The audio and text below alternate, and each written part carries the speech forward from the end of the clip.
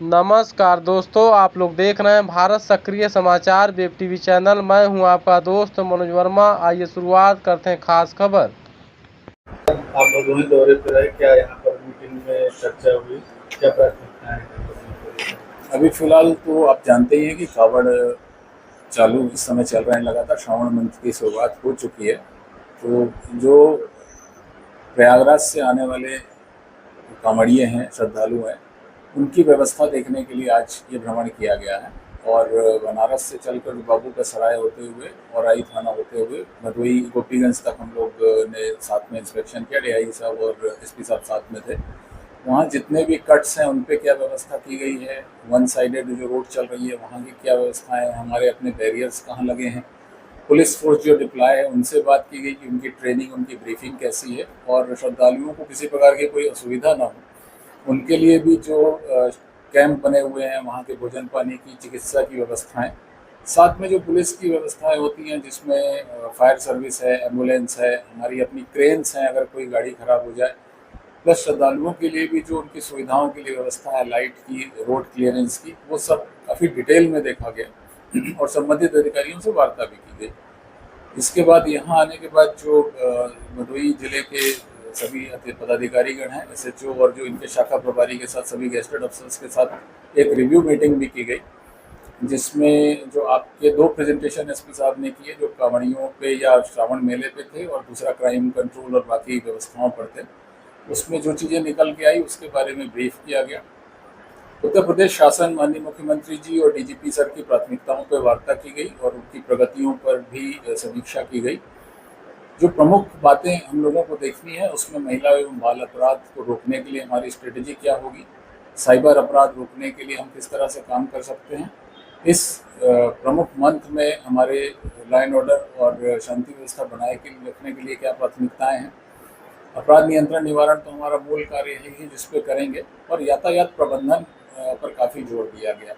लेकिन इन सबसे बढ़कर जो प्राथमिकता आज तय की गई है यहाँ सबके लिए, वो ये है कि हमारी कार्यप्रणाली ऐसी हो जिससे जनता का विश्वास हम पर बढ़े और कायम रहे, प्लस जनता राहत महसूस करे, बेहतरी महसूस करे कि पुलिसिंग से उनको कोई ना कोई ऐसा लाभ हो रहा है कि उनके छोटे मोटे विवाद तनाव निपट रहे हैं, लॉन्ग जो पेंडिंग उनकी ग्रीवांसेस हैं वो रिड्रेस हो रही हैं, उनका स्ट्रेस खत्म हो रहा है। अगर हम उस पर काम कर सकें तो ये एक्चुअली मानवीय संवेदना के साथ अच्छी पुलिसिंग होगी।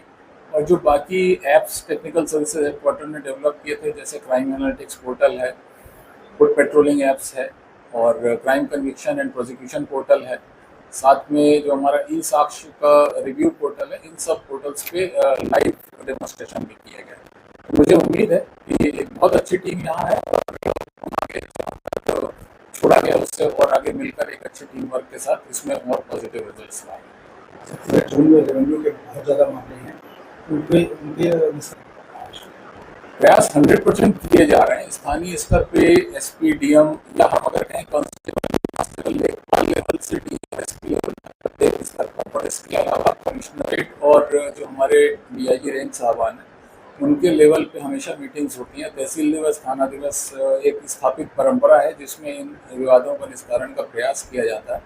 आज भी ये बात की गई कि अगर हम राहत पहुंचा सकें, अगर हम जॉइंट टीम के माध्यम से उनके एक्चुअल ग्रीवांस को हल करें, रादर देन कि सिर्फ एक मोनोटोनस रिपोर्ट चलती रहे या एक सब इंस्पेक्टर ने जो रिपोर्ट प्रारंभ की आखिरी तक सब लोग उसको डिक्टो करते रहे, उसके बदले मौके पर जाकर उसकी समस्या को सुनकर हैबिचुअल प्रकार के एप्लीकेंट को अलग तरीके से डील करें और जेन्युइन जो ग्रीवांस है उसको रिड्रेस करें।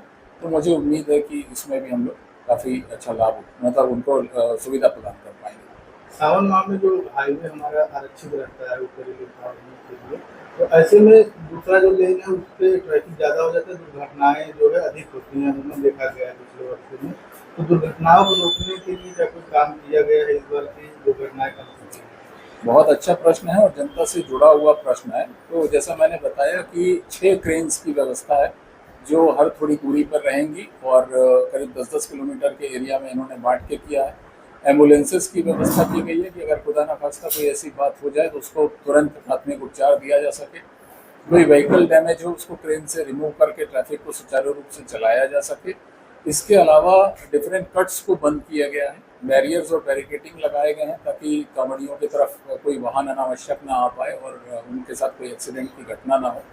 यहाँ तक कि जो कांवड़ियाँ अलग अलग व्हीकल से चल रहे हैं उनके बीच में भी एक सेफ डिस्टेंस बनाना, उनके डीजेस के बारे में, उनके जो साउंड सिस्टम के बारे में वहाँ बात करना, और जो उनके रास्ते में आने वाले अवरोध थे वो भी हटाए गए हैं। तो प्रशासन और पुलिस का पूरा प्रयास है कि श्रद्धालु अपनी श्रद्धा के साथ सही तरीके से वो जल का अभिषेक कर सकें, और हमारी भी ये मनोकामना है कि हम उनको इस चीज़ में सुविधा प्रदान कर सकें।